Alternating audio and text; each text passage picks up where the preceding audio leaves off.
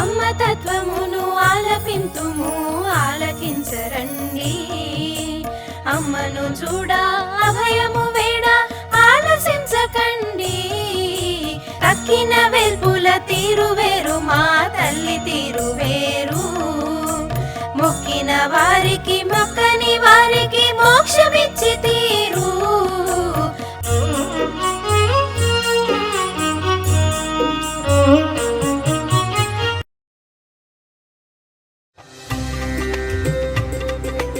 Cinema చూసిన తర్వాత మా ఆవిడ అమ్మ తెల్ల చీరలో కనిపించి ఉంటే బాగుంటుంది అనుకుంది. తెల్లటి చీర కట్టుకుని దర్శనం ఇస్తున్నారు.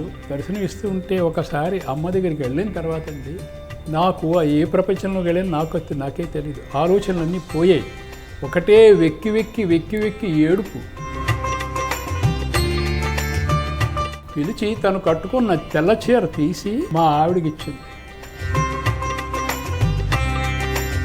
నీ పాదాల మీద ఎప్పుడూ నాకు అచంచలమైన భక్తి ఉండేటట్టు దీవించమ్మా అన్న.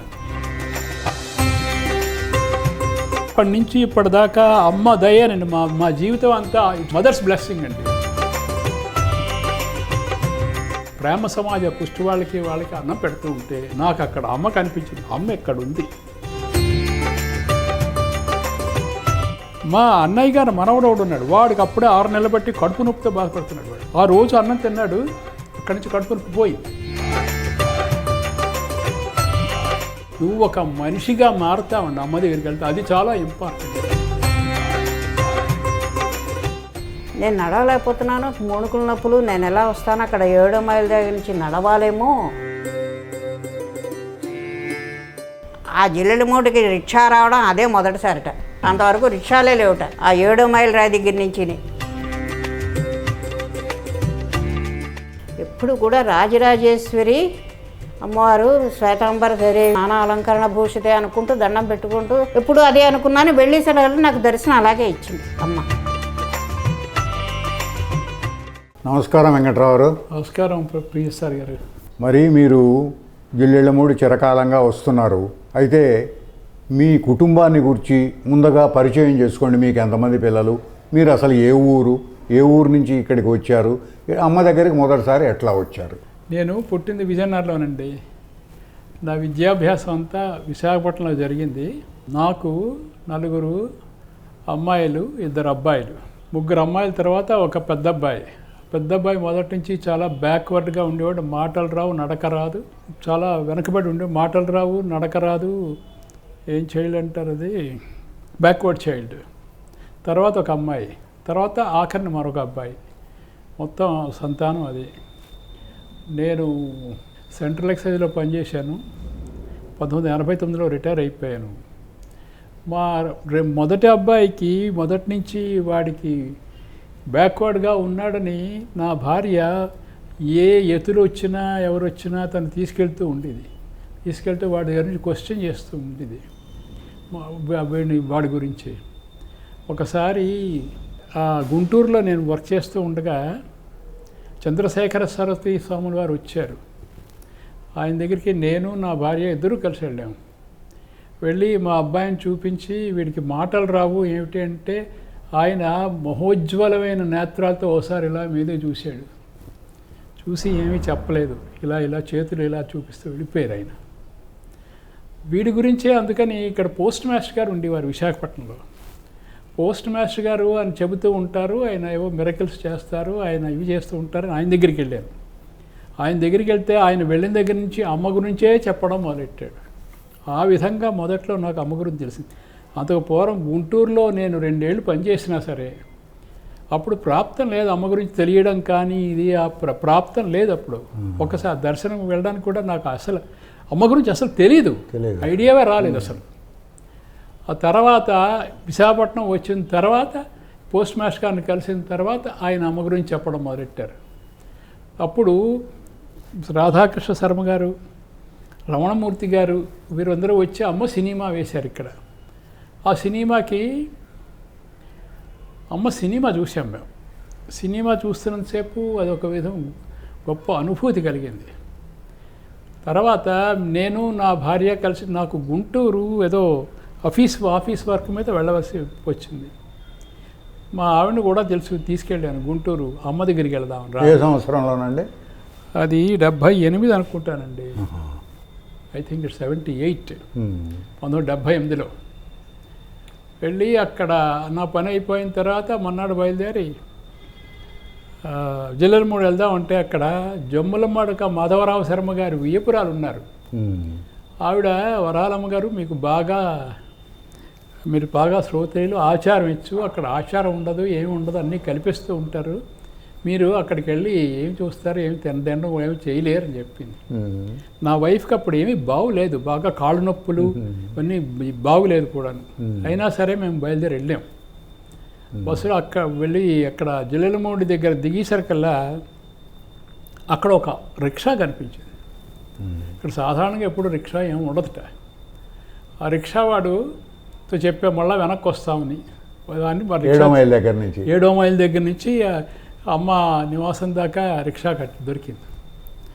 దొరికిన తర్వాత వెళ్ళాము. అమ్మ దగ్గర దర్శనానికి కూర్చోవాలి. డీటెయిల్స్ అన్నీ నా వైఫ్ చాలా గ్రాఫిక్గా చెప్తుంది, నేను అంతలా చెప్పలేనండి. అమ్మ అనుకున్న సినిమా చూసిన తర్వాత మా ఆవిడ అమ్మ తెల్ల చీరలో కనిపించి ఉంటే బాగుంటుంది అనుకుంది. అమ్మలాగే ఇప్పుడు తెల్లటి చీర కట్టుకుని వచ్చారు. మీరు వెళ్ళేసేపటికి తెల్లటి చీర కట్టుకుని దర్శనం ఇస్తున్నారు. దర్శనం ఇస్తూ ఉంటే ఒకసారి అమ్మ దగ్గరికి వెళ్ళిన తర్వాత అండి నాకు ఏ ప్రపంచంలోకి వెళ్ళినా నాకే తెలీదు. ఆలోచనలన్నీ పోయాయి. ఒకటే వెక్కి ఏడుపు. ఆ ఏడుపు అది ఏడుపు కాదు, అది చాలా హాయిగా ఆనందంగా ఉంది. అది ఈ ఏడుపు ఇలా కంటిన్యూ అవ్వాలి అనుకున్నాను నేను. అయిన తర్వాత అమ్మ ప్రసాదం ఇచ్చి భోంచేసి రమ్మని చెప్పింది. మా ఆవిడ అనుకుందిట మనసులోనూ, సరే అక్కడికి వెళ్ళి భోజనం చేయాలి కదా, ఇక్కడ చేయకపోయినా పర్వాలేదు, పండు తీసుకున్నాను కదా అనుకునేసరికల్లాను అమ్మ ఇక్కడ 6 డజన్ మంది ఉన్నారు కదా, ఇక్కడే అన్నం పెట్టేస్తానంటే నా భార్యకి గుండె ఆగిపోయింది. ఏమో ఎవరు వండుతారో ఎవరు చేస్తారో ఇవన్నీ దానికి అక్కడ గుంటూరులో చెప్పారు కదా ఆవిడ మడి జరగదు అని, దాంతో చాలా భయపడిపోయింది. ఏం చేద్దాంరా అని. అప్పుడు సాయమ్మ గారు ఆవిడ ట్రెడిషనల్గా ఉంటారు, మనకి ట్రెడిషనల్ హిందూ విడో. ఆవిడ పెద్ద పళ్ళెంతో అన్నం తీసుకొచ్చేసరికల్లా నా వైఫ్ చాలా హ్యాపీ అయిపోయింది. తను ఓహో బాగుంది ఇక్కడ అనుకున్న తర్వాత అమ్మ స్వయంగా అన్నం కలిపి మొదటి ముద్ద మా ఆవిడికే పెట్టింది. పెట్టేసరికి తను తీసుకుంది. ఎలాగంటే పక్కని గిన్నెలో పెద్ద గిన్నెలో నెయ్యి ఉంది. ఆ నెయ్యి బాగా వేసి కలిపి ఆ ముద్ద నా భార్యకి పెట్టింది. తర్వాత 2వ ముద్ద నాకు మిగతా వాళ్ళకి అందరికీ సర్దింది అమ్మ. ఈ లోపల మరో 2వ ముద్ద వచ్చేసరికి ఒక ఆయన ముందు వచ్చాడు. వాళ్ళు సాలూరు కోమట్లు. అమ్మ ఆయన నువ్వు ఉండని చెప్పి మళ్ళా 2వసారి ముద్ద కూడా మా ఆవిడకే ముందు పెట్టి తనకి తర్వాత మా ఆవిడ గుర్తొచ్చింది. ఏమని, వాళ్ళ అమ్మ ఇలాగే దీనికి వేరే నా భార్యకి వేరే నెయ్యి వేసి వేరే పక్కన పెట్టుకొని వంటింట్లో గుమ్మకి అవతల పక్క నెయ్యి పెట్టి ఆ నెయ్యి వేరే వడ్డించి పెడుతూ ఉండేది. అమ్మ కూడా అదే విధంగా చేసింది దానికి. తర్వాత అక్కడికి వెళ్ళిన తర్వాత ఇంకా మన చైతన్యం ఉండదండి, అది ఒక రకమైన హాయి ఆనందం. అటువంటిది నా లైఫ్లో ఎక్కడా నేను ఎప్పుడూ ఎక్స్పీరియన్స్ చేయలేదు. ఏదో ధ్యానం చేసేవాడిని, నామస్మరణ చేసి ఇవన్నీ చేసుకునేవాడిని, కానీ అక్కడ ఉన్న ఎక్స్పీరియన్స్ టోటలీ డిఫరెంట్ అండి. అది ఆ అనుభూతి మనం ఇంకా చెప్పలేమండి, అనుభవించాలంటే. అది అయిన తర్వాత ఈ లోపల గుంటూరు నుంచి ఎవరో వచ్చి అమ్మ ఏదో హోటల్ ఏదో ఓపెన్ చేసుకోవాలి, ఏ రోజు మంచిది అంటే, అమ్మ అద్వైతం కదా, ఏ రోజైనా మంచిదేనన్నా అంది. అంటే అది కాదమ్మా మాకు ఏదో చెప్పంటే ఎవరో చెప్పి అమ్మ ఏమిటందంటే వీళ్ళిద్దరూ గుంటూరు వెళ్ళాలి, తీసుకెళ్ళి దిగబెట్టని చెప్పింది. ఇక మా రిటర్న్ ట్రిప్ కూడా అమ్మ అరేంజ్ చేసింది అప్పుడే. తర్వాత అమ్మకి దండం పెట్టి సెలవు తీసుకుంటూ ఉంటే అమ్మ ప్రసాదం ఇచ్చారు. నా భార్య అనుకుందిట తన మనసులోనూ పిల్లలు ఉన్నారు కదా తీసుకెళ్ళొచ్చులే అని. వెంటనే అమ్మ వసుంధరని పిలిచింది వెనక్కి. ఆవిడని పిలిచి మరి ఇంత ప్రసాదం తీసి ఇంటి దగ్గర పిల్లలు ఉన్నారు అని ఇచ్చింది అమ్మ. అయిపోయిన తర్వాత మేము వెనక్కి వచ్చేస్తుంటే అమ్మ వెనక్కి పిలిచారు. పిలిచి తను కట్టుకున్న తెల్ల చీర తీసి ఈ లోపల చీర మార్చేసుకున్నారు. ఆ చీర తీసి మా ఆవిడకి ఇచ్చింది. మా ఆవిడకి ఇస్తే ఇంకా దాని ఆనందం చెప్పలేము. అది ఇంకా అనుభూతి, అది అక్కడ అనుకోలేదు, ఇదంతాను అనుకోలేని అనుభూతి పొందాం. తర్వాత నేను అమ్మ దగ్గరికి వెళ్ళిసారా ఒకటే ఏడుపు కదా, ఏడ్చేసి అమ్మ పాదాలు పట్టుకుని, అమ్మ నీ పాదాల మీద ఎప్పుడూ నాకు అచంచలమైన భక్తి ఉండేటట్టు నాకు దీవించమ్మా అన్నాను. అదే నేను కోరుకున్నాను అమ్మ దగ్గర. అదే ఇప్పటిదాకా అలాగా కంటిన్యూస్గా ఉంది. ఎన్ని ఒడిదుడుకులు వచ్చినా ఏమొచ్చినా అమ్మ మీద భక్తి తప్పించి ఇంకోటి ఏమీ లేదు. మొదటిసారి వచ్చినప్పుడే మీకు ఇలాంటి అనుభూతి కలిగింది. మాట్లాడారా అమ్మతోటి ఏమైనా? పెద్దగా మాట్లాడలేదు. ఇదేనండి అమ్మని ఇది అడగడమే అంతే. ఇది అడుగుదాం అనిపించింది. అమ్మ నీ పాదాల మీద అచంచలమైన భక్తి ఉండాలి నాకు, పర్వాలేమ్మా అన్నాను. అది అమ్మ వెంటనే నాకు శాంక్షన్ చేసేసింది.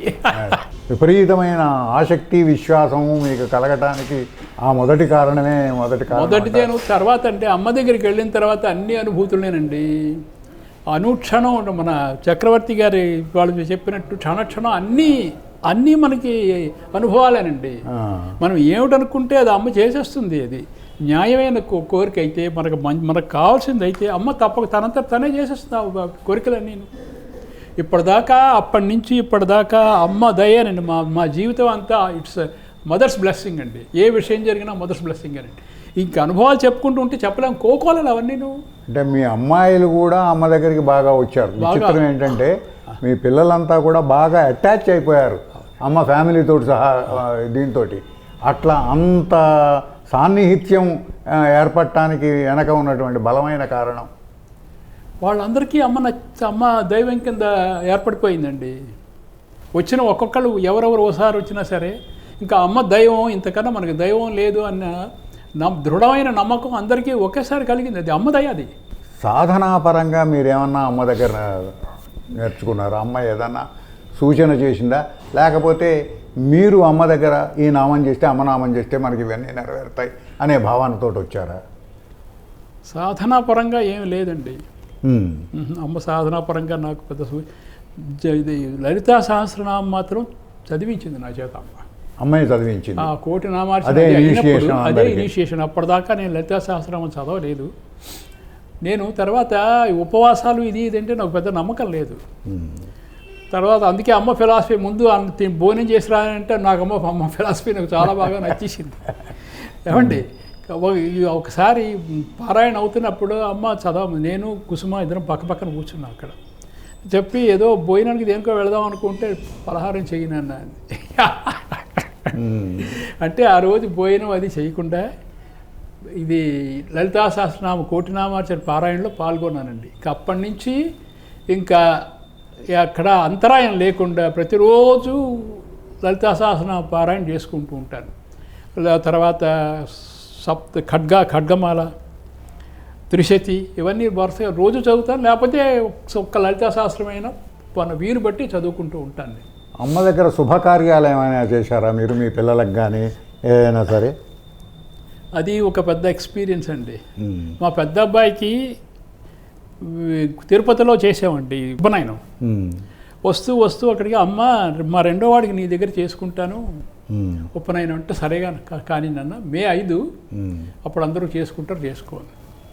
అనకాపల్లి వచ్చి మా మామగారు చెప్తే మా మామగారు నాతో ఏమనలేదు. నా భార్య దగ్గర ఆ రోజు ఏమి మంచిది కాదు, ఉపనయనాలకు చాలా మంచి రోజు చూసి చేయాలి మనం, పెళ్లి కన్నా చాలా ఇంపార్టెంట్ ఉపనయనం, అది ఇక్కడ అక్కడ చేయడం ఏమిటో నాకేమి ఇష్టం లేదు, మరి నీ ఇష్టం, నీ నమ్మకం నీ ఇష్టం అని చెప్పింది. కానీ మా ఆవిడ నేను అక్కడే చేస్తాను, అమ్మ పెట్టిందే ముహూర్తం, చాలా దృఢమైన నమ్మకం వచ్చింది కదా అమ్మ మీద, చేస్తానని చెప్పింది.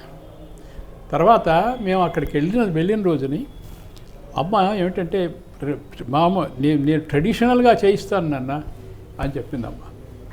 ఆ విధంగానే అంత పౌరోహిత్యుని పెంచి మోస్ట్ ట్రెడిషనల్గా చేయించి అమ్మ ఉపదేశం చేసింది మా అబ్బాయికి.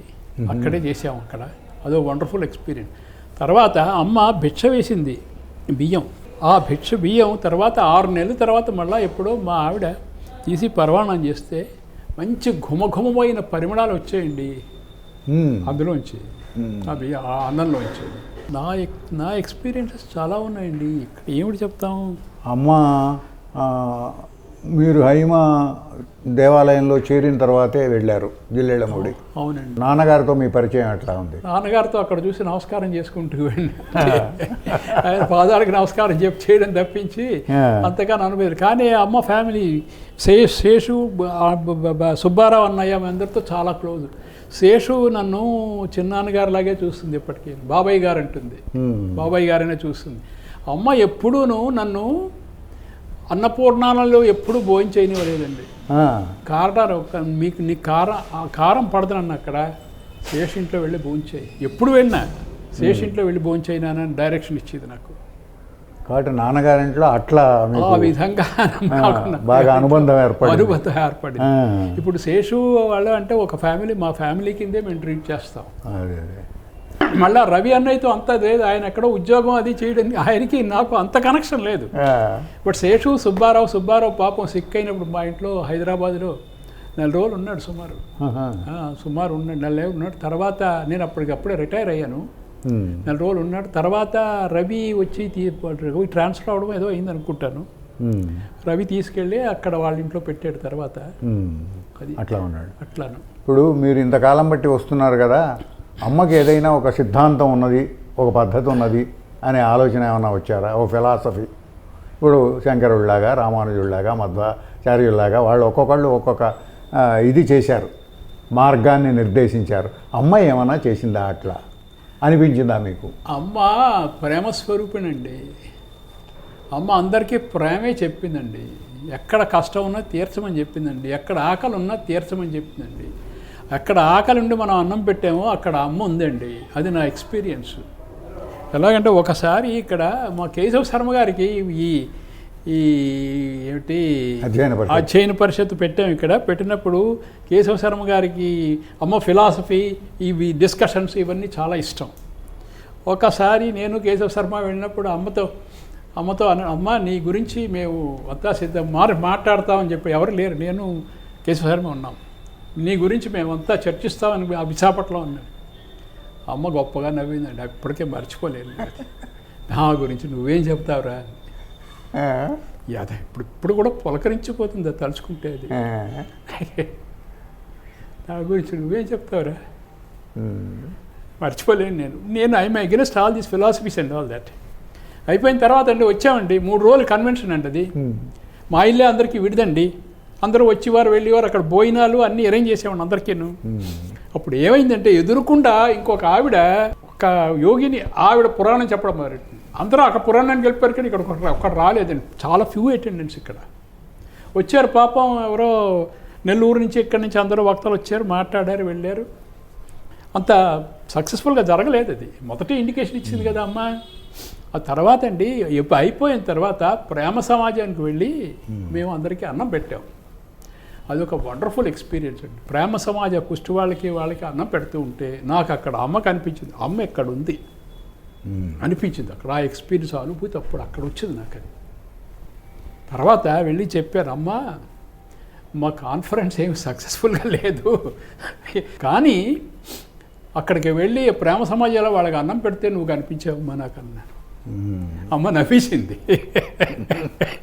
తర్వాత మా మొదటి అధ్యయన పరిషత్ ఇది కూడా అదొక వండర్ఫుల్ ఎక్స్పీరియన్స్ అండి. మొదటిసారి అధ్యయన పరిషత్ పెట్టి అందరినీ పిలిచామండి. చాలా సక్సెస్ఫుల్.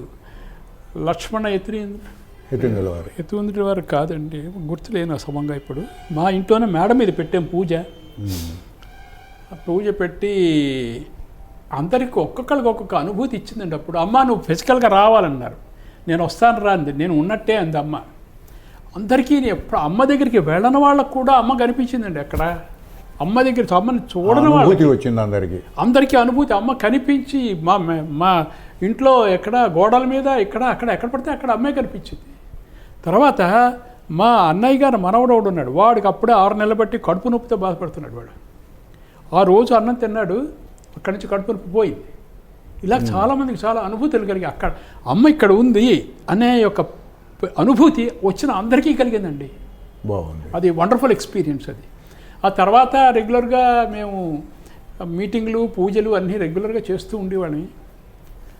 తర్వాత అందరూ ట్రాన్స్ఫర్లు అయిపోవడం వెళ్ళిపోవడం ఈ విధంగా తర్వాత యాక్టివిటీస్ తగ్గిపోయేవా నేను. కానీ మనకి ఎప్పుడు మనకి తలుచుకుంటే అప్పుడు అమ్మ హెల్ప్ కనిపించింది. స్విచ్ వేసినట్టేనండి, స్విచ్ వేస్తే లైట్ వెలుగుతుంది కదా, ఆ విధంగానండి. ఒక్కసారి అనుకున్నాను, అప్పుడు అమ్మ అప్పుడే ఆలయ ప్రవేశం చేసింది. ఒకసారి ఢిల్లీ వెళ్ళాను. ఢిల్లీ వెళ్ళినప్పుడు అమ్మ దేహంతో ఉన్నప్పుడు మనకి ఎప్పుడు అనుకుంటా ఏ పని అనుకుంటా అయిపోయింది అది. ఇప్పుడు అమ్మ దేహంతో లేదు కదా అని అనుమానం వచ్చి ఢిల్లీ వెళ్ళానండి. ఇవ్వడం కలియడానికి వెళ్ళాను. రాత్రి అయిపోయింది, మనకి ఏమీ తెలియదు, కొత్త ఏరియా అదంతా, చీకటి పడిపోయింది, రాత్రి అయిపోయింది. అక్కడ ఒక వెహికల్ కనిపించలేదండి ఎక్కడికి వెళ్దామంటేను.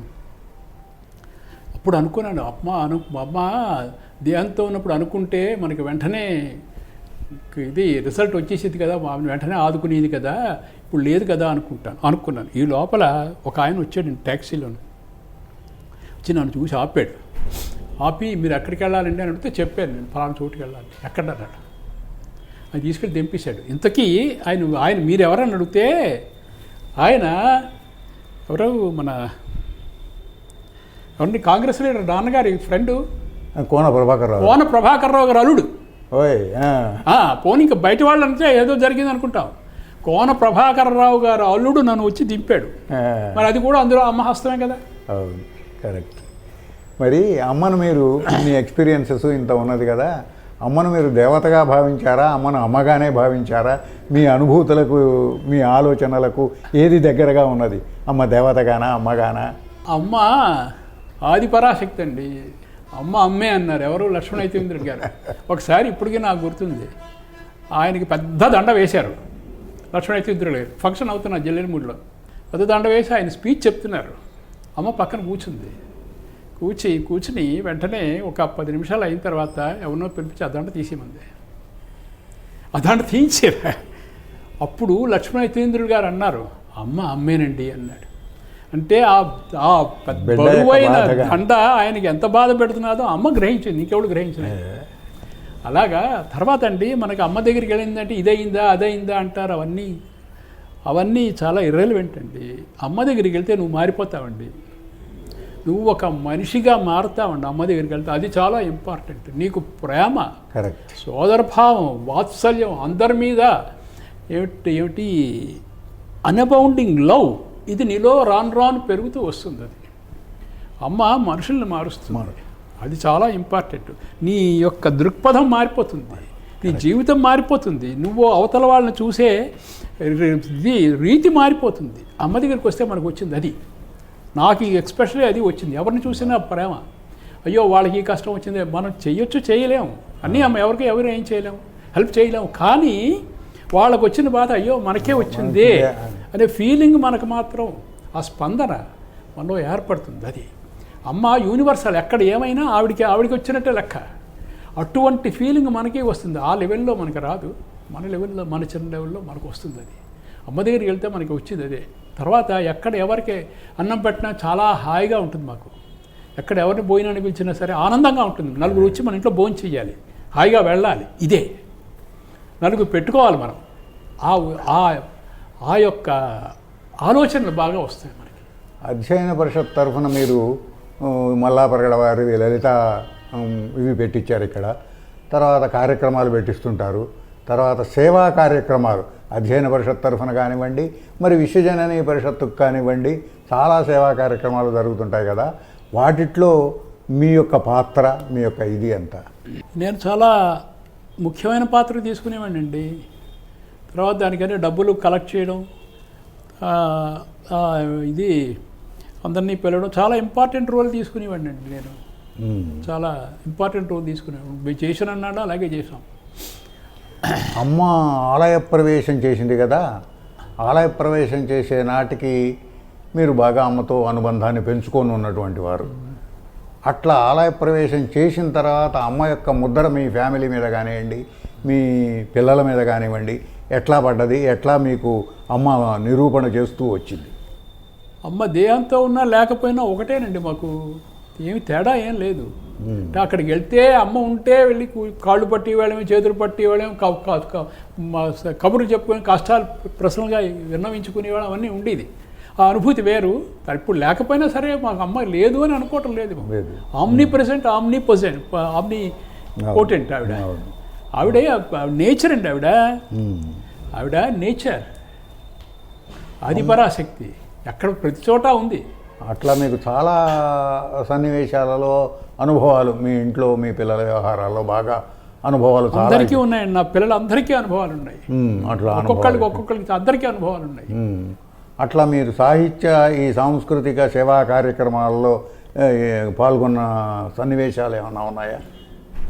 పుస్తకాలు ప్రచురించడం కానివ్వండి, ఇట్లాంటివన్నీ ఏమన్నా ఆలోచన? అమ్మ వ్రతకల్పం ఒకసారి వేయించాను, నేనే వేయించాను అది. తర్వాత లలితా సహస్రనామం మా అధ్యయన పరిషత్ మేము అందరం కలిసి వేయించాము. లలితా సహస్రనామం మల్లాపగర్ వారి ఈ లెక్చర్స్ అన్నీ రికార్డ్ చేసి అవి ఒక పుస్తకం కింద చేసి చేసాము మేము. ఇప్పుడు అవి చేసాము అంతే. పిల్లలకు కూడా ఆ రకమైనటువంటి విశ్వాసం బలంగా నాటుకుపోయి ఉండటానికి మీ యొక్క అంటే మీ భార్య మీ యొక్క బలమైనటువంటి విశ్వాసమే వాళ్ళ మీద పడ్డదా? వాళ్ళకు కూడా అనుభవాలు ఉన్నాయా? వాళ్ళకు కూడా చాలా అనుభవాలు ఉన్నాయండి. మన వల్ల వచ్చింది సెకండరీ అయిపోతుంది. అది ఎక్కువ కాలం నిలవదు. ఎవరికి వచ్చిన అనుభవం వాళ్ళకి అది నిలుస్తుంది. కానీ నేను చెప్తే ఏదో వినేసి ఓహో అనుకున్నది అది ఎక్కువ కాలం నిలవడదు. స్వానుభవం ఉండాలి. ఎవరికైనా ఓన్ ఎక్స్పీరియన్స్ ఉంటే అది ముద్ర వేసి ఉండిపోతుంది. వాళ్ళందరికీ ఉన్నాయండి, అలాగే ఉన్నాయి. మా అమ్మాయి ఉంది అమెరికాలో. దానికి వారు తళుకు అంటారు, అందరికీ తెలుసు. దాని అనుభవాలు ఎన్నో నాకు అందరికీ అటువంటి అనుభవాలండి. ఒకసారి మా 3వ అమ్మాయి first time carrying, bed rest అన్నారు, అక్కడికి వెళ్ళడానికి వేయలేదన్నారు. అది ఓ డాక్టర్ దగ్గరికి వెళ్ళి వచ్చింది, తలుపు తాళం వేసుకుని. వచ్చేసరికల్లా వాళ్ళ తాళంకి అమ్మ ప్రసాదం పెట్టుంది. అమ్మ ప్రసాదం పెట్టుంటే పెద్ద బ్లెస్సింగ్ కదా అది చూసుకొని ఆశ్చర్యపోయింది. ఏమంటే దాని అడ్రస్ జల్లెమూడికి ఎవరికి తెలియదు. ఎక్కడ ప్రసాదం ఎలా వచ్చిందో ఎవరికి తెలియదు.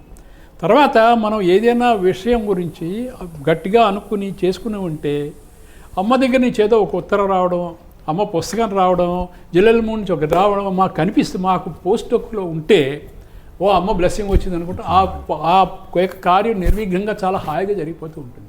ఇది ఎవ్రీడే ఎక్స్పీరియన్స్ మాకు, ఎప్పటికప్పుడు ఎక్స్పీరియన్స్లు అండి. అమ్మతో ఎక్స్పీరియన్స్ వేరే ఇది ఉంది అనుకో, చెప్పుకుంటూ ఉంటే కోలాలు అన్నీ కావు, చాలా ఎక్స్పీరియన్స్ అందరికీను. క్షణక్షణం అమ్మ యొక్క ఉనికిని అనుభూతిని అనుభవిస్తూ ఉన్నారు మీ ఫ్యామిలీ అంతా కూడా. కనుక మీరు జిల్లెళ్ళమూడిలో పనిచేసేటువంటి సోదరిమణులకు కానివ్వండి, లేకపోతే అధ్యయన పరిషత్తుల వాళ్ళకి కానివ్వండి, మీరేమన్నా చెప్పే సలహాలు ఏమన్నా ఉన్నాయా? అమ్మ అందరికీ తన ఫిలాసఫీ అంతా చెప్పిందని, అందరినీ ప్రేమించమంది, అందరికీ అన్నం పెట్టుకోమంది, అందరినీ ఎవరికొవరు ప్రేమగా అన్నదమ్ముల్లాగా చూసుకోమని చెప్పింది. అంతకన్నా ఇంకేం కావాలండి మనకి? అది మనకు ఉంటే చాలండి, మనకి అది మనం చేస్తే చాలు. కాబట్టి అమ్మ చెప్పిన సిద్ధాంతం ఏదైతే మీకున్నది తృప్తి కాదని ఇతరులకు హాయిగా పెట్టు అన్నది అనేటువంటి సిద్ధాంతం ఏదైతే ఉందో ఆ ఆదరణ నలుగురు ఆచరిస్తే చాలు అనేటువంటి సిద్ధాంతం మీరు కూడా బాగా అనుభవించి అనుభూతితో నలుగురికి చెప్పేటువంటి సందేశం. చాలా సంతోషం అండి మీరు చెప్పినటువంటి విషయాలు లోకానికి నలుగురికి. ఎందుకంటే అమ్మతో మనం పంచుకున్నాం కనుక ఆ ప్రేమను అనురాగాన్ని సరాసరి డైరెక్ట్గా అనుభవించిన వాళ్ళం కనుక మనం చెబుతుంటే ఆ ఆవేదన, ఆప్యాయత, అనురాగము ఇది మనకు వస్తూ ఉంటుంది, అనుభూతి. కనుక అలాంటి సన్నివేశాలు మీరు చెప్పిన ఉన్నాయి కనుక సంతోషం. చాలా నమస్కారం. నమస్కారం అమ్మా. నమస్కారం. చాలా కాలంగా జిల్లెళ్ళమూడి వస్తున్నటువంటి వారు మీరు అసలు మీ కుటుంబం, మీరు ఎక్కడ పుట్టారు, ఎక్కడ పెరిగారు, మీ వివాహం ఎప్పుడైంది, మొదటిసారి అమ్మను గురించి ఎట్లా తెలుసుకున్నారు మీ కుటుంబం? మా పుట్టింటి వారు అనకాపల్లి వేదుల వారు. మా అత్తవారు ఎప్పుడో వాళ్ళది బురద వెంకటాపురం అని వాళ్ళ స్వస్థలం. మా మామగారు దగ్గర నుంచి విశాఖపట్నం వచ్చేసారు. వీళ్ళు విశాఖపట్నం తప్ప ఇంకేం ఎరగరు. తర్వాత వాళ్ళ చదువులు అన్నీ ఇక్కడేను. మాకు 1948లో పెళ్ళయింది. నాకు 12 ఏళ్ళు, వారికి 16 ఏళ్ళు. తర్వాత మరి పెళ్ళైన దగ్గర నుంచి ఇక్కడే ఉన్నాం. ఆయన చదువు తర్వాత ఉద్యోగం అన్నీ కూడా ఏదో మధ్యన ఒక 3 ఏళ్ళు 4 ఏళ్ళు బయటికి వెళ్ళాను. చీపురుపల్లి, నరసనపేట, సోంపేట అవన్నీ 15 నెలలు ఏడాది ఉండి తర్వాత గుంటూరులో మాత్రం 3 ఏళ్ళు ఉన్నాం. గుంటూరులో ఉన్నప్పుడు జమ్ములవాడకు మాధవరావు శర్మ గారి కూతురు ఇంట్లో ఉండేవాళ్ళం మేము. రూపాకుల కమలమ్మ గారని అక్కడ హరిహరమాల వెనకాల అక్కడ ఉన్నాం. కానీ మాకు జిల్లుముడి అమ్మ ఏమీ తెలియదు అప్పటికి తెలియదు. తర్వాత మాధవరావు శర్మ గారు మాత్రం తరచూ వచ్చేవారు, వాళ్ళ అమ్మాయి కోసం మాట్లాడేవాళ్ళం, బాగా పరిచయం అయింది. ఆయన విజయనగరంలో చదువుకున్నాను, నాకు మీ వాళ్ళందరినీ తెలుసు. తాతావారు మనవడు ఇతను, తాతా సుబ్బరాయ శాస్త్రి గారు మనవడు. బంధువుల అంటే వీళ్ళ అమ్మగారికి పింతండి, అందుకని వీళ్ళకి బాగా దగ్గర వాళ్ళు. అందుకు ఆ రకంగా చుట్టరికం అది అన్నీ ఉన్నాయని చెప్పాను. తర్వాత ఇంకా మరి మా అమ్మాయి పెద్దమ్మాయికి పెళ్లి సంబంధం కుదిరింది 69లోని. ఆ పెళ్ళి అది చేసుకోవాలని అనకాపల్లి మేము విశాఖపట్నం వచ్చేసాం. మా పెద్దమ్మాయి పెళ్ళి అయిన దగ్గర నుంచి పిల్లలందరినీ ఇక్కడే స్కూల్లో జాయిన్ చేశాను. మరి ఇంకెక్కడికి వెళ్ళడం ఇంకేం లేదు, ఏ ఊరు వెళ్ళడం లేదు, ఏం లేదు. తర్వాత ఎప్పుడో 10 ఏళ్ళు ఎంతో అయిన తర్వాత బెజవాడలో 10 నెలలు ఉద్యోగం చేశారు. తర్వాత వచ్చేసారు. మొదటిసారి అమ్మనమ్మ గురించి ఎట్లా విన్నారు మీరు? ఎట్లా వచ్చారు జిల్లేళ్ళమ్మ? ఈ ఊరు పన్నాల వారు, రామకృష్ణన్నయ్య, రావణమూర్తి గారు ముగ్గురు కలిసి వచ్చారు. వచ్చినప్పుడు పోస్ట్ మాస్టర్ గారి ఇంటి దగ్గర వాళ్ళు చెప్పారు, పోస్ట్ మాస్టర్ గారు చెప్పారు పలానా వాళ్ళ ఇంటికి వెళ్ళండి అని. మా ఇంటికి వచ్చారు. పొద్దున్న వచ్చి నాకు పన్నాల వారు అమ్మ ఫోటో క్యాలెండర్ ఇచ్చారు. ఆ క్యాలెండరు ఫోటో కట్టించుకున్నాం. తర్వాత ఏమో వాళ్ళని మా ఇంటికి భోజనానికి రండి అని పిలిచారు. వస్తామన్నారు. తర్వాత వాళ్ళు వచ్చారు. వచ్చినప్పుడు అమ్మ గురించి అంతా చెప్పారు. మాకు అసలు ఏమీ తెలియదు, ఏ వివరాలు లేవు. చెప్పిన తర్వాత మీరు ఒక్కసారి వచ్చి చూసి వెళ్ళండి అన్నారు. అంటే నాకు ఇంటి నిండా పిల్లలు, అప్పుడు ఇది డెలివరీ అయింది ఫస్ట్ టైము, దానికి సిజేరియన్ అది చేశారు. ఇంట్లో ఉంది, నాకు రావడం అవ్వదు కదా. మిగతా వాళ్ళందరూ ఇంకా చిన్నవాళ్ళు, మా తలుపు విస్సు వాళ్ళందరూ చిన్నవాళ్ళు బాగాని. అప్పుడు అంది ఏంటి, ఇప్పుడు బడ్జెట్ ఉంది, నేను వెళ్తున్నాను, నువ్వు వస్తావా అన్నారు. గుంటూరు వెళ్తున్నాను, అలా జిల్లుమూడు వెళ్తాను, నీకు అమ్మని చూపిస్తానన్నారు. అంటే నేను ఎలా రాగలను ఇప్పుడు? అది మరీ బొత్తిగా 20 రోజులు అయింది డెలివరీ అయ్యి, దానికి వదిలేసి ఎలా రాగలను, నేను రావడానికి అవ్వదన్నా. అప్పుడు మా పెద్దమ్మాయి మా ఇంట్లో ఉంది, నీకెందుకు, నేను చూస్తాను, నువ్వు వెళ్ళిరా అంది. ఆ తర్వాత కాలు ముణుకుల నొప్పులు, బాగా నడవలేకపోయేదాన్ని. నేను నడవలేకపోతున్నాను, ముణుకుల నొప్పులు, నేను ఎలా వస్తాను? అక్కడ 7 మైళ్ళ దగ్గర నుంచి నడవాలేమో, నేను ఆ నడక అది పెట్టలేను కదా, నాకు ఎలాగన్నాను. నీకెందుకు, అక్కడ కారు తెస్తానులే, మా పొగాకు వాళ్ళు ఇస్తారు, కారు తెస్తా అన్నారు. అక్కడ పొగాకు కంపెనీ వాళ్ళు కార్లు కదా, అక్కడ పనిచేసేవారు కదా అన్నారు. కానీ అడగడానికి మూమాట అడగలేదు. 7 మైళ్ళ రాయి దగ్గరికి వచ్చేసరి అలా బిక్కమొహం వేసి చూస్తున్నాను. బస్సులో దిగిన తర్వాత అక్కడ మా సంచి ఏంటి, అక్కడ పళ్ళు వాళ్ళ దుకాణాల్లోని మా బ్యాగ్ అక్కడ పడేసాము, ఉట్టి చేతులతో నిలబడ్డాం. ఇంతలో అక్కడ రిక్షా కనిపించింది. ఆ రిక్షా జిల్లెలమూడు వస్తావా అంటే వస్తానన్నాడు. సరే మళ్ళీ తిరిగి వస్తాం, అప్పుడు కూడా ఉండావా, వచ్చేస్తామన్నాను. అంటే ఉంటానన్నాడు. సరే అని చెప్పి రిక్షా, ఆ జిల్లెలమూడికి రిక్షా రావడం అదే మొదటిసారిట. అంతవరకు రిక్షాలే లేవుట ఆ 7 మైళ్ళ రాయి దగ్గర నుంచి. సరే తర్వాత ఏంటి, భోజనం అమ్మాయేమో వెళ్ళాము, ప్రసాదం అని మామూలుగా మేము ఎంత 2 పళ్ళు పట్టుకెళ్ళాం. అందులో 2 పళ్ళు అమ్మాయేమో ఈ ప్రసాదంగా తీసుకో అని ఇచ్చింది. ఇస్తే సరే అని ప్రసాదం పుచ్చుకున్న తర్వాత కిందకి దిగి వచ్చేస్తున్నాం. వచ్చేస్తూ ఉంటే అమ్మ మిమ్మల్ని రమ్మంది మీదకని. అంటే అదేంటి, నువ్వేమైనా అడుగుతావా అన్నారు. నాకేముంది అడగడానికి, అందరికి తెలియదేమండి, భగవంతుడు అన్నాక వాడికే అన్నీ తెలుసు, నే చెప్పు నీదేమిటన్నాను. మీరు అడిగితే ఏమైనా అడగండి అన్న, నాకేమీ లేదన్నారు. అయితే సరే ఇంకేముంది, ఏమీ లేనప్పుడు అడగడానికి అమ్మ ఎందుకు పిలిచిందో వెళ్దాం అన్నాను. వెళ్ళిన తర్వాత నాన్న భోజనానికి ఇక్కడే భోజనం చేయండి అంటే, నేను అప్పుడు చాలా మడి ఆచారంగా ఉండేదాన్ని. ఈ పని వాళ్ళు ఎవరిని రావడాలు ముట్టుకోవడాలు అవి చేస్తే ఒప్పుకునేదాన్ని. మా అమ్మ వాళ్ళ ఇంట్లో చాలా ఆచారం మడింది. ఆ ఆచారం నుంచి ఇక్కడ కూడా వీళ్ళ దొడ్డమ్మగారు ఉండేది, ఆవిడ మడే ఆచారంగా ఉండేది, అలవాటు. మడిగా చేసుకునేదాన్ని, కానీ పనివాళ్ళు లోపలికి రావడం ముట్టుకోవడం అవి చేస్తే ఒప్పుకునేదాన్ని కాను. నేను ఎలా చేస్తానో అమ్మ దగ్గర అందరూ భోజనాలు చేస్తాను. మేము వీళ్ళ ఫ్రెండ్ ఇంటికి వెళ్ళాము ముందు, సాయిదాస్ గారని, ఇదిగో ఇక్కడ మన రాయి వాళ్ళ నాన్న అయినా బాగా ఫ్రెండ్స్, సెంట్రల్ ఎక్సైజ్లో పనిచేసేవారు కదా.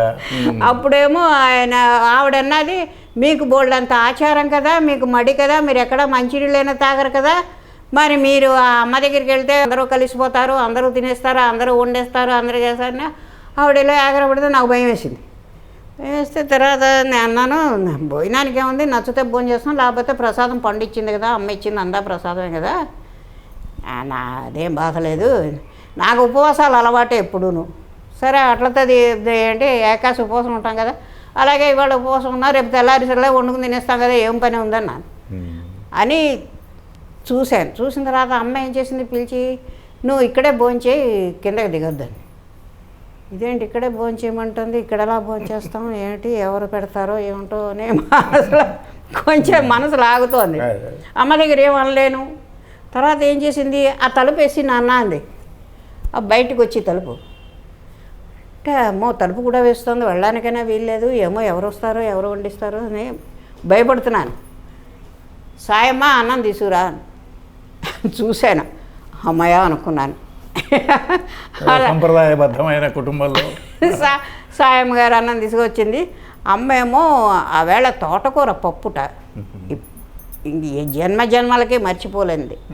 ఏంటంటే అది ఆ పప్పు అన్నం కూడా అనిపించలేదు, ఏలక్కాయలు లవంగాలు మంచి గమ గమ గమ వాసన వేస్తూ ఆ వాసనలు వచ్చాయి అందులో పప్పులు. అదేమో తర్వాత అన్నం తనే పెద్ద పళ్ళెంలో కలిపి అందరికీ తనే ముద్దలు ఇచ్చిందన్నమాట. ఆ కలిపేటప్పుడు నేతికి ఇంత గిన్నె నెయ్యి పట్టుకుని అంతా ఇలా చుట్టూ వేస్తూ నా వైపు చూసింది. ఏమంటే నాకు ఎప్పుడు మా అమ్మ నాకు అలా వేస్తుంది, నాకు అప్పుడు గుర్తు రాలేదమ్మ, తర్వాత జ్ఞాపకం వచ్చి అమ్మ అందుకు నా వైపు చూసింది అనుకున్నాను. ఆ నెయ్యి వేయడం అది మా అమ్మ అలా చేసేది ఎప్పుడు, నేను మా అమ్మ పోయే వరకు నాకు అలా పెట్టేది. తిన్నాము. మళ్ళీ అక్కడ ఎవరంటే సాలూరు వాళ్ళు ఎవరో వచ్చారు, కోమట్లు వాళ్ళు, మేము ఎంత 10 మందో 8 మందో ఉన్నాం ఆ గదిలోనే. అమ్మ దర్శనాలు ఇచ్చి గదిలోనే ఆ హాల్లోనే ఇచ్చింది, ఆమె అందరికీ. నువ్వు కూర్చో ఇస్తానని నన్ను పిలిచి మళ్ళీ నాకు మళ్ళీ పెట్టింది. పెట్టిన తర్వాత తినేసాం, అయిపోయింది, వచ్చేస్తూ ఉంటే అమ్మ ఎప్పుడు కూడా రాజరాజేశ్వరి అమ్మవారు శ్వేతాంబర ధరేవి నానా అలంకరణ భూషితే అనుకుంటూ దండం పెట్టుకుంటూ ఎప్పుడు అదే అనుకున్నాను. వెళ్ళేసరికి నాకు దర్శనం అలాగే ఇచ్చింది అమ్మ. కలచీర కట్టుకొని అమ్మ నువ్వు రాజరాజేశ్వరి అమ్మ అని బాగా ఒళ్ళు పులకరింత వచ్చి అనిపించింది, బయటకు ఏం అనలేదు. సరే అమ్మ దర్శనం ఇచ్చింది. ఆ చీర మడత పెట్టి నాకు ఇచ్చింది. ఇస్తే నాకెందుకమ్మా చీర అన్నాను. ఎందుకు అన్న, మనం మొదట్లో కొత్త వాళ్ళు ఎవరో ఏమిటో తెలియదు, పుచ్చుకోవడానికి మొహమాటం పడతాం కదా, నాకెందుకమ్మా చీర అన్నాను. ప్రసాదంగా కట్టుకో అంది. ప్రసాదంగా కట్టుకో అంటుంది. పుచ్చుకోపోతే తప్పు, పుచ్చుకుందికి నాకు ఇప్పుడు ఎందుకు, ఏం అవసరం ఉంది, కథాకార్యం ఏంటి అని అనుకుని సరేలే అని తీసుకున్నాక వసుంధర లోపల వడ అవి ఉన్నాయి, పట్టరా పిల్లలకు ప్రసాదం పట్టుకెళ్తుందండి. అంటే ఇంత పెద్ద వడ, ఇంతింత లడ్లు, 2 లడ్లు పట్టుకొచ్చి ఇచ్చి ప్రసాదంగా పిల్లలకి పెట్టు, అందరికీ పెట్టండి తెచ్చింది. తర్వాత అమ్మ పుట్టింట్లోనే పసుపు కుంకుమ అంటే అమ్మ కుంకుమ పొట్లాలు ప్రసాదం ఇస్తుంది కదా, ఇస్తున్నప్పుడు నేనేమో సాంప్రదాయం ప్రకారంగా ఇలా ఒడి పట్టాను. ఒడి పట్టేసరికల్లా అమ్మ కుంకుమ పొట్లాలు ఇలా తీసింది, ఇలా తీసి 3 దోశలు పోసింది. ఇలా ఆశ్చర్యపోయాను. పుట్టింటి పసుపు కుంకుమ పెడతా ఉంటే అదే అలవాటు, ఆ రకంగా పెట్టాను. సరే అమ్మ నీ దగ్గరికి వచ్చాను, నువ్వు పుట్టింట్లో నాకు పసుపు కుంకుమ పెట్టావు, రాజేశ్వరి మాతవి, నువ్వు పెట్టకపోతే ఇంకెవరు పెడతారు అనుకున్నాను.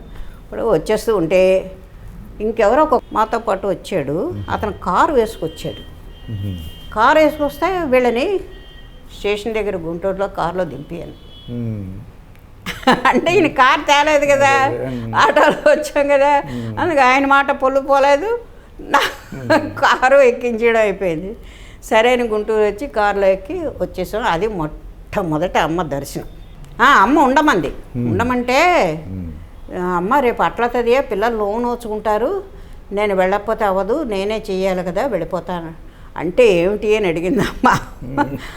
అమ్మ నీకు నోములు వ్రతాలు నేను చెప్పడండి, దైవానివి కదా, నువ్వు చెప్పినవి మేము చేసుకోవాలి కానీ అంటే ఇలా పిల్లలు ఉపవాసం ఉంటారమ్మా, తెల్లవారుజాములేమో ఉట్టికిన ముద్ద దేని వాళ్ళకి పొద్దున్న అన్నం పెడతాను, పెరుగు అన్నాను.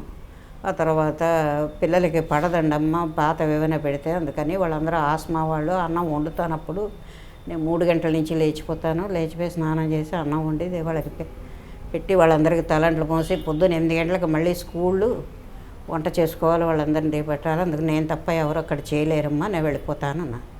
సరే అయితే ఈ మారు వచ్చినప్పుడు ఉండిలేరా అంది. అలాగేనమ్మా అన్న. మళ్ళీ ఎప్పుడు నేను వస్తాను, నేనేం రాగలలే అనుకున్నాక తర్వాత మళ్ళీ ఇంకా ఏదో దసరాలని ఇవన్నీ ప్రతిదానికి పదా వెళ్దామని చెప్పి తీసుకొస్తూ ఉండేవారు. వస్తున్నప్పుడు చూసే అమ్మ నెలకోసారి నీ దర్శన భాగ్యం నాకు ఇయ్యన్నా. ఆ సంవత్సరం అంతా ప్రతి నెల కూడా ఆగకుండా నాకు కంటిన్యూగా అమ్మ దర్శనం అయింది. ప్రతి నెల విశాఖపట్నం నుంచి వచ్చేవాళ్ళు. గుంటూరులో ఉన్నప్పుడు లేదు కానీ మాకు విశాఖపట్నంలో ఉన్నప్పుడు ప్రతి నెల వచ్చేవాళ్ళు. ఇంకా నేనే కాదు, నాతో పాటు వచ్చినప్పుడు మొట్టమొదటిసారి మా జైని తీసుకొచ్చాను, తడుకుని తీసుకొచ్చాను. ఒక్కొక్క మారు అందరినీ ఒక మారు తీసుకురాలేను కదా, ఇంట్లో ఉండాలి కదా. తర్వాత మా పెద్దమ్మాయిని తీసుకొచ్చాను. తీసుకొచ్చిన తర్వాత మా పెద్దమ్మాయి నేను వచ్చినప్పుడు దాని కూతురు చిన్నది, ఇంకా 5 ఏళ్ళదో అంతదో, రెండోది డాలి. పాపం అక్కడి నుంచి 7 మైళ్ళు నడిచింది. ఓ మాత తీయను తీయాలి అని అమ్మంది, తీయను తీయ పోను తీయ అని అమ్మ నవ్వింది. అది దాన్ని తీసుకుని వచ్చాను. ఇప్పుడు జయతో అన్నాను, జయ అప్పుడు చాలా వీక్గా ఉండేది, అమ్మ దర్శనం చేసుకుంటే బాగుంటుంది, తగ్గుతుంది, పద వెళ్ళిపో అమ్మని చూసి వచ్చేదామని చెప్పి తెచ్చాను. తెచ్చిన తర్వాత దర్శనం అయిపోయింది, మేము వెళ్ళిపోయాం. తర్వాత సెలవులకి తడుకుని దీన్ని అమ్మ దగ్గర ఉంచుకుంది. నేను ఉంచుకుంటాను, నేను పంపిస్తాలే, నువ్వు వెళ్ళండి. నేను అంతవరకు కూడా మా అమ్మ వాళ్ళ ఇంట్లో కూడా ఎప్పుడూ ఆడపిల్లను వదిలేదాన్ని కాను. మా ఇంట్లోని నేను వీళ్ళని ఉంచి వెళ్ళడానికి వాళ్ళ నాన్న ఇంటి దగ్గర ఉంటే అప్పుడు అనకాపల్లి ఏంటి పొద్దున్న 10 గంటలకు భోజనాలు అన్నీ చేసుకుని వెళ్ళిన తర్వాత మళ్ళీ సాయంత్రం 4 గంటలకు వచ్చేసేదాన్ని వంట వండుకోవాలని ఉండేదాన్ని కాను. ఆడపిల్లలు వాళ్ళని ఉంచి ఎక్కడ ఉండడం కానీ వాళ్ళని ఎక్కడికి పంపడం కానీ 2 చేసేదాన్ని కాను. ఉంటే జిల్లెళ్ళ మూడులోనే ఉంచాను. అది ఏంటో అక్కడ నాకు భయం కూడా అనిపించలేదు.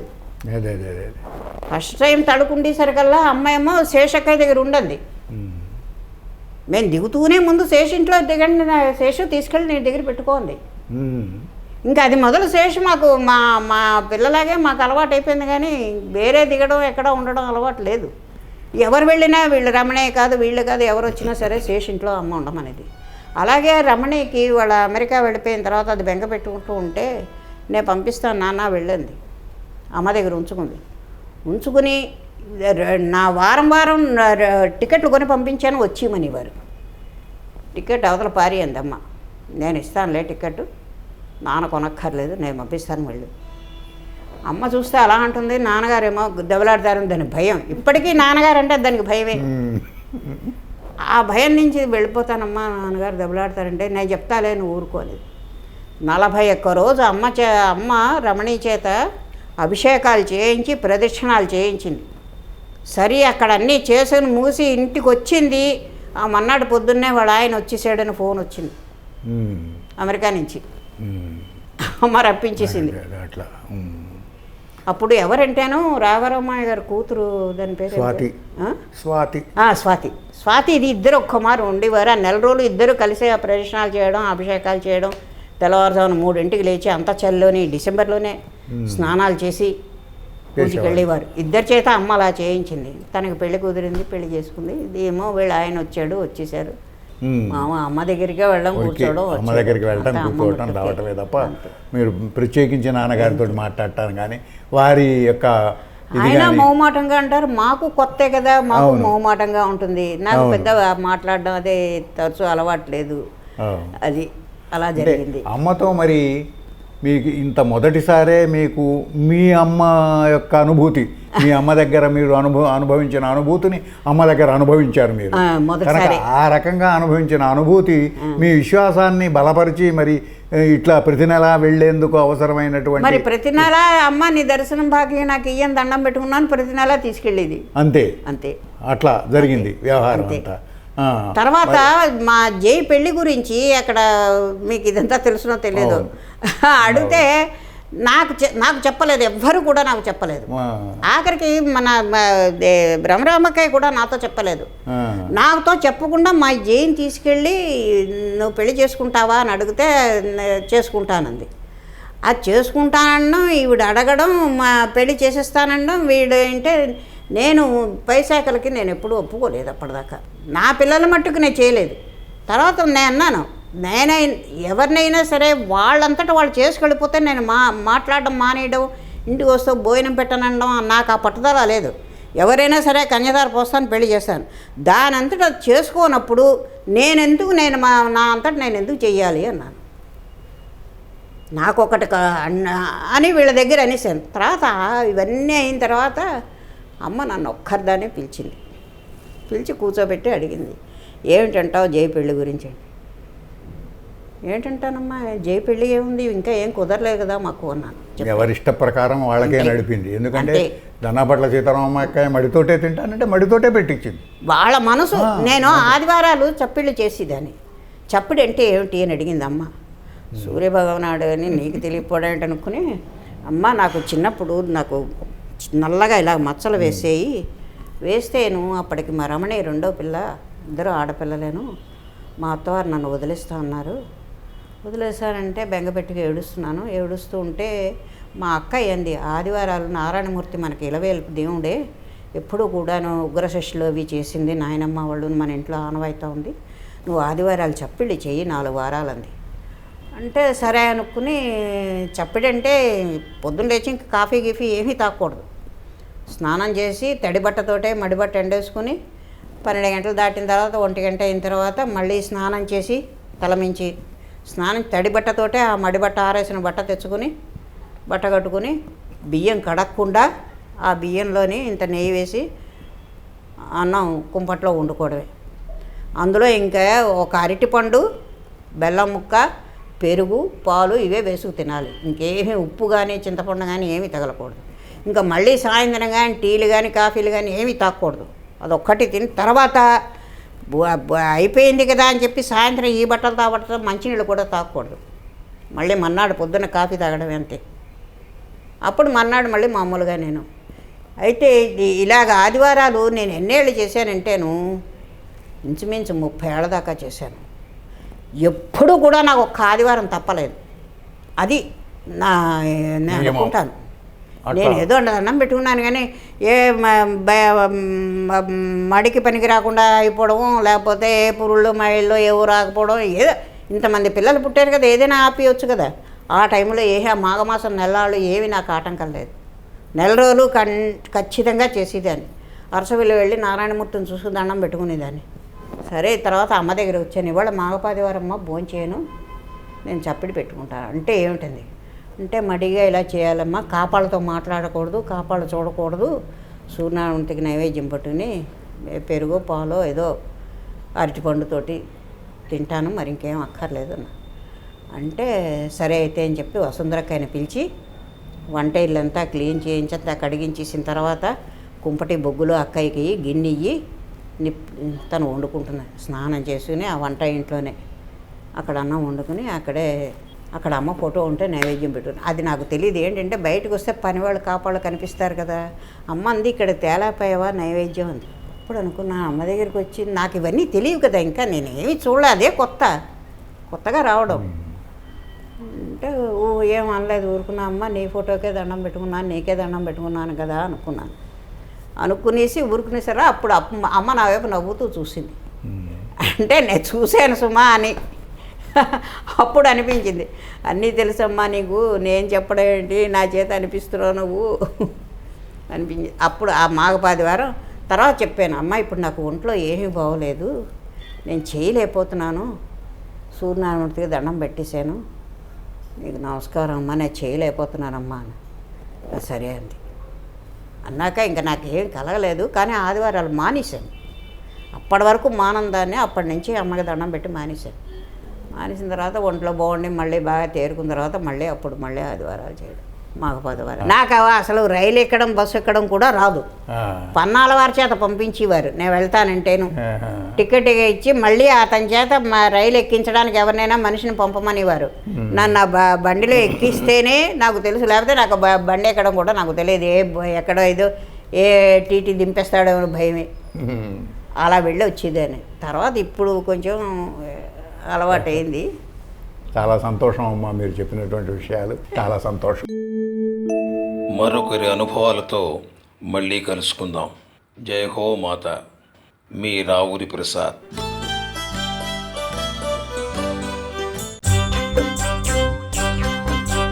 రండి రండి జిల్లెల్ల మూడి, లెండి లెండి నిద్రను వీడి, అన్నలారా 2 కన్నులారా మీరు అమ్మను కంటారు, అమ్మవారంటారు. రండి రండి జిల్లెల్ల మూడి, లెండి లెండి నిద్రను వీడి. రండి రండి జిల్లెల్ల మూడి, లెండి లెండి నిద్రను వీడి. రండి రండి జిల్లెల్ల మూడి, లెండి లెండి నిద్రను వీడి.